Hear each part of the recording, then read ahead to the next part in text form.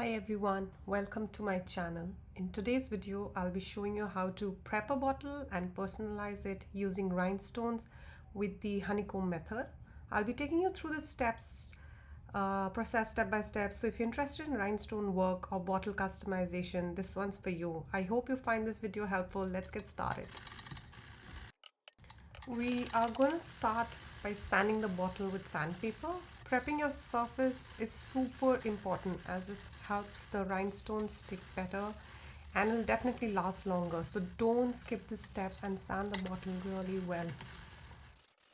After sanding, wipe the bottle with alcohol to remove any dust particles and ensure the surface is absolutely clean.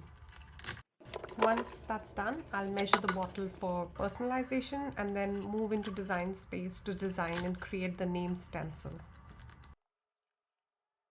I'm using Cricut Design Space for this and I'm just playing around with the different fonts to see what works best. I selected two fonts because I wasn't sure which one would work better, so I decided to cut both.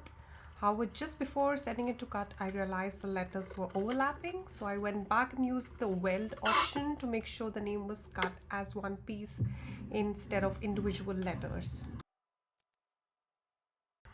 Since this was just going to be a stencil, the color of the vinyl didn't matter that much, so I chose black permanent vinyl.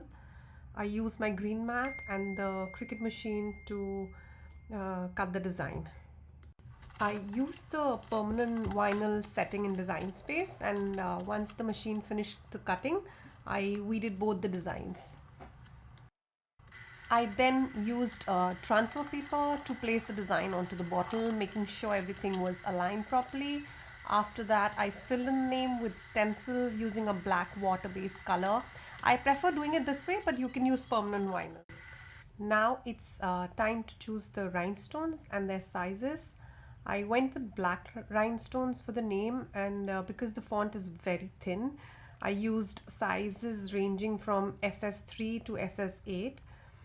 For the glue, I used liquid fusion glue and transferred a small amount into these tiny bottles, which actually makes it very easy to work with and move around. Placing small stones is always a bit of a challenge, but with practice it definitely gets easier.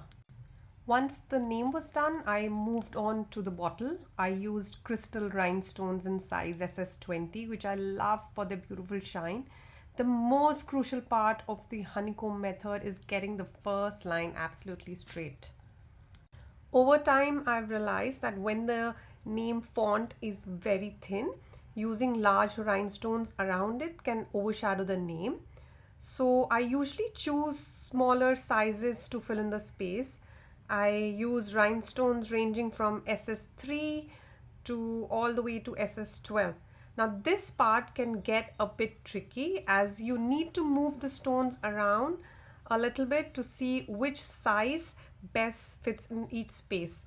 It comes with practice and trial and error method. To wrap up, I'd just like to say if creating is something you truly enjoy, you learn to love every step of the process. It just takes time and can be challenging at times, but enjoy the journey.